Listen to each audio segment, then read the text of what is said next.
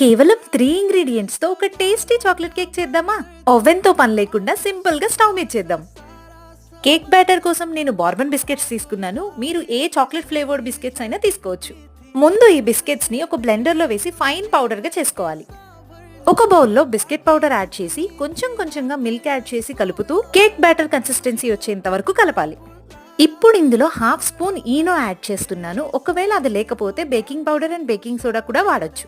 Cake batter consistency వచ్చేంత వరకు కలిపాక ఒక బౌల్ తీసుకొని అందులో ఒక బటర్ పేపర్ లేదా ఆయిల్ రాసి మనం ముందుగా రెడీ చేసుకున్న కేక్ బ్యాటర్ ని వేయాలి. ఇప్పుడు ఒక పెద్ద వెజిల్లో సాల్ట్ వేసి 5 మినిట్స్ ప్రీ హీట్ చేసుకుని అందులో కేక్ బ్యాటర్ ని పెట్టి 35 మినిట్స్ వరకు కుక్ చేయాలి.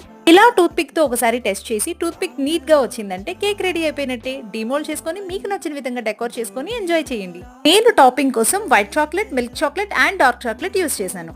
వీడియో నచ్చినట్లయితే తప్పకుండా లైక్ చేయండి, షేర్ చేయండి.